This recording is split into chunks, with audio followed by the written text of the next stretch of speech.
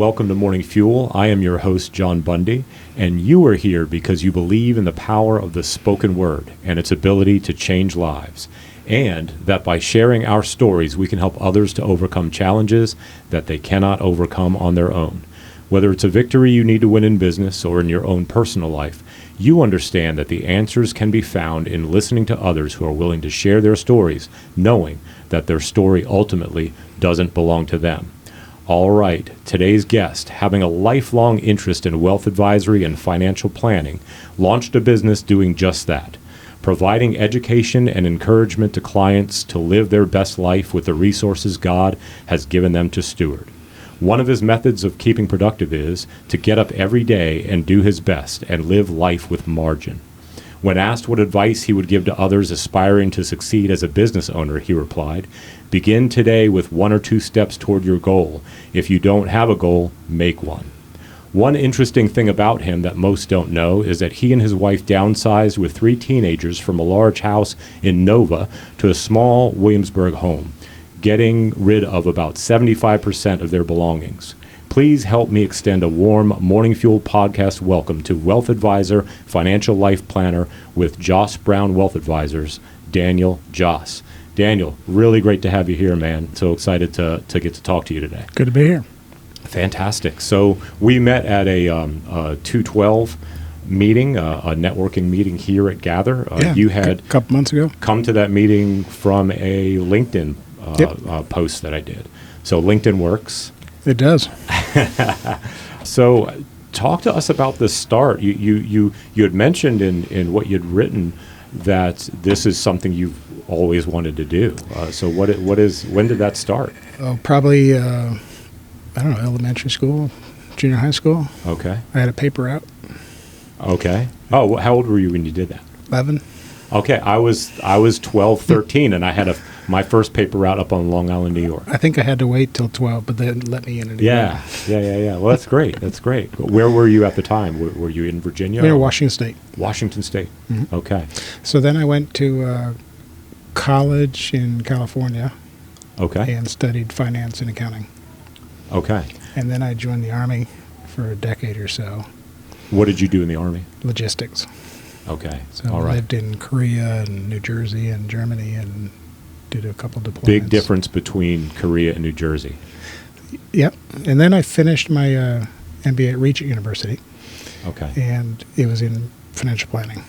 When was this approximately? That was in 99. 99. So then I said, let me resign from the Army. Our second son was born, and we said, let's move where we want to move, which was Northern Virginia, where my in-laws were at, and started raising our kids there.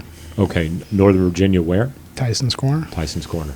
So how close to Falls Church is that? Across the street. It is across the street. My wife and I spent our 10th wedding anniversary in D.C., kind of took in the sights, yep. And then we stopped at a restaurant that was on Diners, Drive-Ins, and Dives. It was what was it? It wasn't Puerto Rican, but it was kind of something like that, Spanish food and like that. But so sorry to hear that it is closed since we went. Oh, yeah. It was good. It was good. So wow. So Washington to Virginia to the tour and in the service, and then you said your second son was born, and that is when you moved to Northern Virginia? Yeah, he was born in Germany. Okay. We moved to Northern Virginia a few months after that. And at the time you moved to Northern Virginia, you were doing financial planning at this time, or were you? I was doing a little bit on my own in Germany. Okay. But you can't do that while you're in the Army. Sure. Sure. I couldn't at the time. Right. So I took a month off, flew to the States, did some interviews, and had a job offer. Went back, got my family, and moved back a couple months later. Okay. So it was a small financial planning, actually, in Falls Church. So is that where you started the business? Nope. That's where I was hired for my first job in financial planning. Okay. And then 6 or 7 years after that, we started a company that's now no longer in business called FJY Financial. And then probably 7 or 8 years ago is when we moved from Northern Virginia to Williamsburg and started Joss Brown Wealth Advisors. Okay, so that company that you were involved in, was that when you started or? The first one, no. Okay. The second one Yes, and then now the new one. Okay. Yes. Now, is this a family company? Do you have family working for you, with you? Not originally, but we just hired our son, or my son, our son. My wife's not in the company. Okay, gotcha. So my partner and I, Catherine Brown, hired Devin, our second Excellent. born, in May. So now it's kind of a family. Right, right. So But not really. when did you see it before he did? That he was going to be a part of it, or Yeah, I suppose so. good with he, numbers? He wanted and- to do, well, learn a lot of good things about kids these days. Yeah. And our philosophy at the company has been, if you find good people, then you hire them and have them work. Yeah, very good, very It's good. hard to get good people. It is, and I tell you what, I hear a lot of horror stories about, or I've heard about family working together and like that, but that has not been my, that hasn't been my experience. I get to work with my wife and my daughter, and I'm in heaven. Yeah. Because I get to be around the people that my favorite people on the planet. We took him to a week in Florida. It's called a Kingdom Advisors Conference for Okay. Christian financial planners. Larry Burkett involved in that? He or was there. Yep. Okay. And so we Catherine and I took him out to lunch and kind of gave him an interview. And she had the same experience where she worked for her father. And she said, I worked for about 5 years, and then I figured that was all I needed to learn from him and moved on. So Right. it doesn't hurt our feelings if you want to do the same routine. But Yeah. this Yeah. year we've heard he's loved it. So Wow, wonderful. So he's been with you for a little over a year, or not even a year. oh, not even a year. No, he Okay. graduated in May. Graduated from college or high school? Liberty University, Okay. business degree. Families in business. You've been in business now as Joss Brown for how long now? 7 years. Do you love it? Yep, I love it. That's great. Yeah. Help people. Help We all got- kinds of people. So speaking of that, do you have? And I mean, you don't have to mention any names, but do you have like a kind of a standout success story of somebody who came to you, maybe, knowing absolutely nothing, or is this No, pretty much the experience? No, I have a great story. I actually listened to their 30-minute podcast a month ago and heard how they met, which I hadn't heard as an advisor. Okay. But they were both kind of fed up with corporate America and saw my job title as life planner, registered life planner, and said, we need that.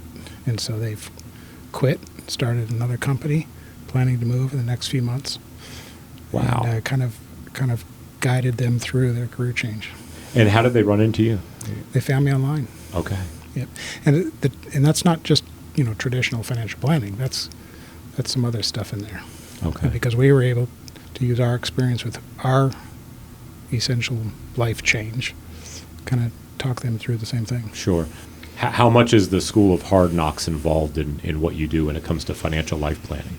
Hopefully not much. Okay. I mean, you pretty much, I guess, learn the systems and the way that money works and all that stuff at a younger age or through school. Yeah. Well, yeah. Finance and accounting through college, and then the Certified Financial Planner exam and that experience. There's some barriers to entry. Sure. And once you have those things done, which takes about 20 years, Yeah. you kind of Yeah. use your experience, Now, I which really should save them some hard knocks. Yes. Right. Right. I mean, Yeah. if we can't use our own experience to help others, then Sure. I unfortunately have learned most of what I've learned the hard way, and then am able to pass that along. So this year I'll be turning 51. My wife's 6 months older than I am, so she got there first. But I told her when we turned 50, I said, it's halftime, baby. I said, we're taking the 50 years worth of experience that we Yep. just gained and applying it to the second 50, and we're going to do it a whole lot better. actually that's a book. Have you read that? Halftime? Is it about that? Kind of. Okay. It's I'm going to have to pick it up. Typically pre-50, it's family and college and growing your career. Right. And then after that, it's now what? What are we going to do the second Okay. half of our I'm going to have to our pick life? that up.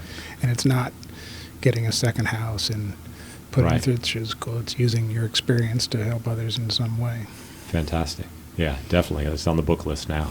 So I'm just really, really, we asked this question, what's one interesting thing about you that you would like for people to know? And you mentioned the story about the downsizing. And I know through, of course, reading the answers to the questions I sent you, that a big part of what you do has to do with your faith. I very much am the same way. I'm perhaps the same understanding. Maybe I'll find out different. But I understand and have come to understand that it's all connected, that we can't separate our work from our faith life. We can't, the way this world wants to operate is, work's work, church is church, keep them separate, separation of church and state, all that kind of stuff. And many try that. You can try. Sure. To varying degrees of success. Sure. Some of our clients are Christians, and some of them want that holistic advice. Sure.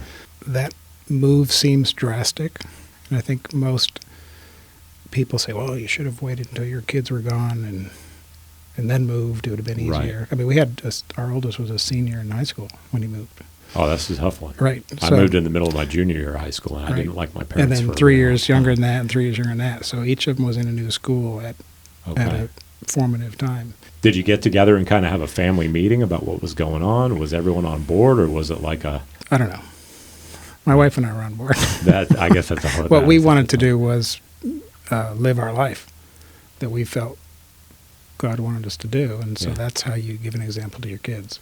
So, absolutely. And it turned out great because the oldest loved the bigger school, and he was quick to make friends, and the other two probably needed some more time, and they had more time.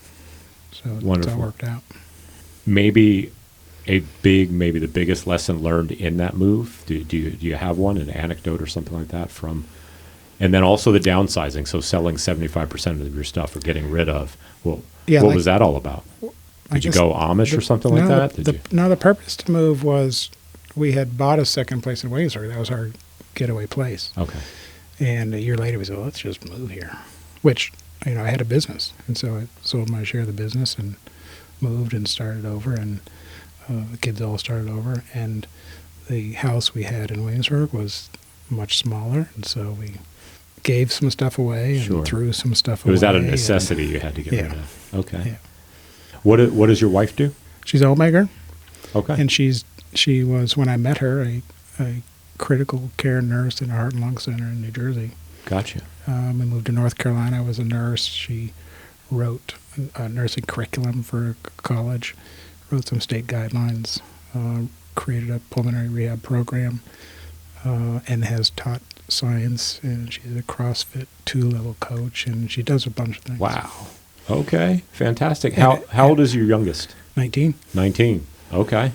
Gotcha. 20 in December. Does she have Christmas plans? Eve. Does she like this? When this nest is empty, I'm going to fill in the blank, or? Well, that's the trick we have right now. We visit the Outer Banks. So, but we're not really empty because holidays they come back, and summer they come back. So we're trying to figure that one out ourselves. Yeah, I love my kids. I've got 2 daughters. One of them's out of the house for a couple of years now. The other one's still at home. I'm working with her, but the plan is one day build the home where the guest bedrooms are just uncomfortable enough where they visit for a little while, and then they want to get 2 single beds in one room and 1 single in the other. Yeah, small bedrooms and share a bathroom. And we say we can get you a great hotel room down the street if you want. Absolutely, very cool. So what is? But even that's kind of we'll wait and see what happens. Yeah, sure. I mentioned margin in my my Yes. talk. One, I teach clients that let's live with money margin.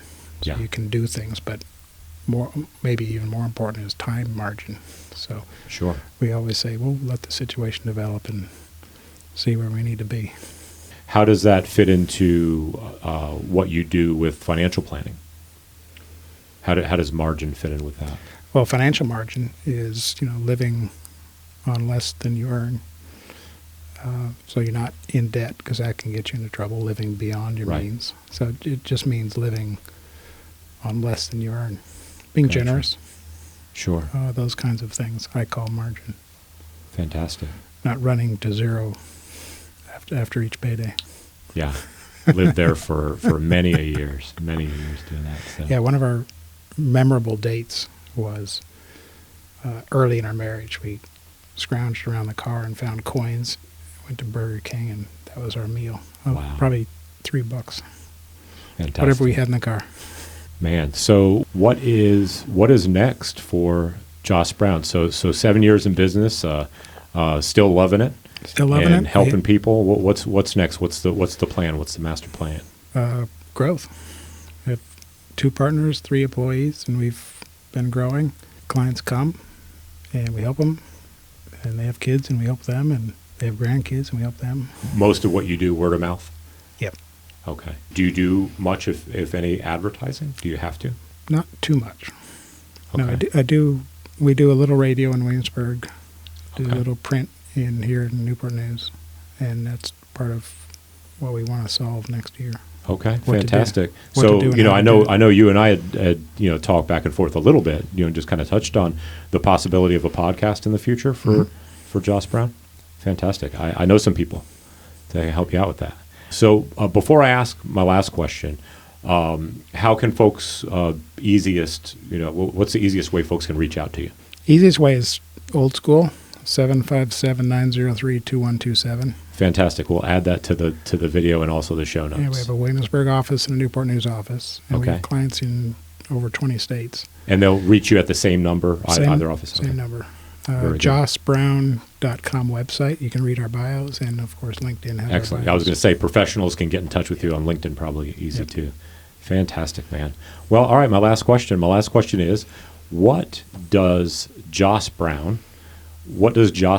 need right now? What's the thing you guys need the most right now? I would guess wisdom. Okay. We give advice to clients, and we can only give the wisdom that we have. Fantastic. So we're always learning, getting wisdom.